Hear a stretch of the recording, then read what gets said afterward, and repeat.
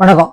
நான் உங்க அட்வொகேட். இப்போ என்னன்னா, நம்ம நாடகோஷ்டி ரொம்ப அளவுக்கு அதிகமாக போயிட்டு என்ன பண்ணியிருக்காங்கன்னா, கேஸு போட்டவங்களே தற்குறி இவங்களுக்கு தெரியாம டிவிக்கே போட்டிருக்காங்கன்னு சொல்லிட்டு பரபரச்சிட்டாங்க.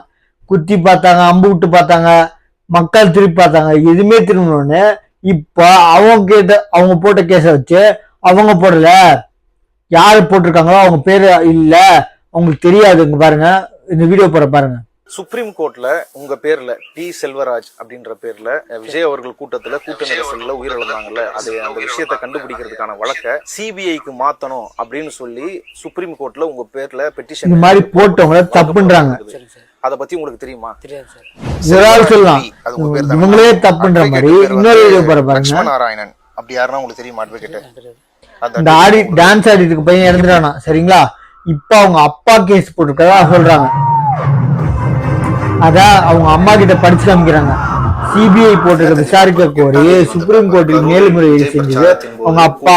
அந்த அம்மா சொல்றாங்க, ஆக்சுவலி போட்ட கேஸ் தப்பு, நீங்க நியாயத்தின் உச்சம் டிஎம்கேன்றீங்க, சரிங்களா? இப்படி உங்களுக்கு தெரிஞ்சு போச்சுன்னா மக்களை திருப்பாதீங்க.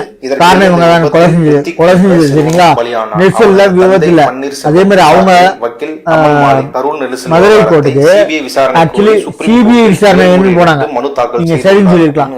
இப்ப நீங்க பண்ண விஷயமே உங்களுக்கு திரும்பிமா இருக்க மாதிரி சுப்ரீம் கோர்ட்டு நீங்க சொல்லிருக்கல, சிட்டு என்ன கிட்னி திருட்டு இல்ல உங்களுக்கு பிரகாரம் கிட்னி முறைகேடு, அந்த இத தனிநபர் ஆணையம் ஹைகோர்ட் சொன்னது சம்பந்தமும் கிடையாது. பையன் எல்லாமே பார்த்தது நான் அம்மா. தமிழ்நாடு அரசுக்கு ஏன் விசாரிச்சேன்னு கேட்கும்போது எல்லாமே நாங்க மட்டும் இங்க மேல தப்பு இல்ல, யாரு விசாரிச்சா என்னன்னு சொல்றது.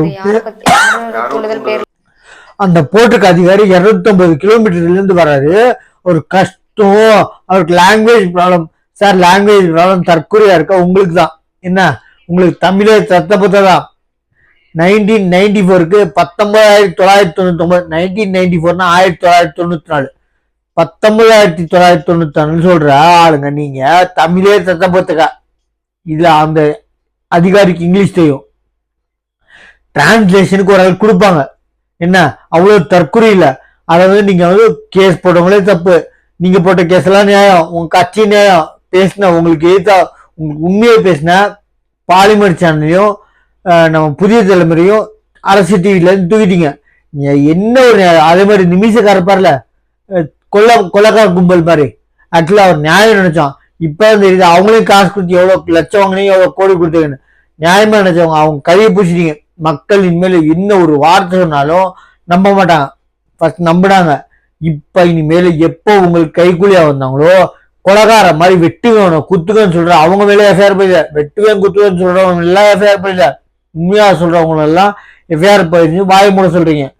ஆக்சுவலி வெட்டுவேன் குத்துவேன்னு சொல்ற மீசக்காரனா உங்களுக்கு ஃபைல் பண்ண முடியல எஃப்ஐஆர்.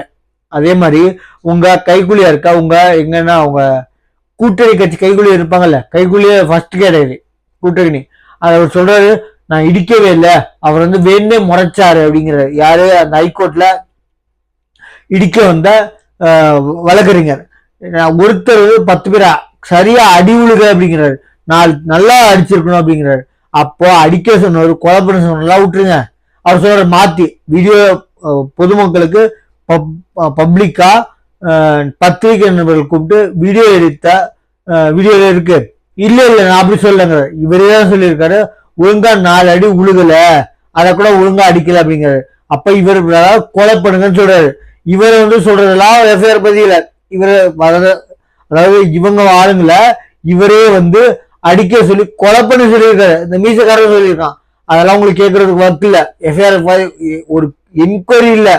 என்ன அந்த அடிப்பட்ட சொந்தக்காரங்க எஃப்ஐஆர் கொடுத்தாலும் எடுக்க மாட்டேன்றீங்களா? இதான் மாடல் ஆச்சு, மாடலோ மாடல் ஆச்சு. நல்லா புரிஞ்சுக்கோங்க. நம்ம சேனலை சப்ஸ்கிரைப் பண்ணி பாருங்க. தேங்க்யூ.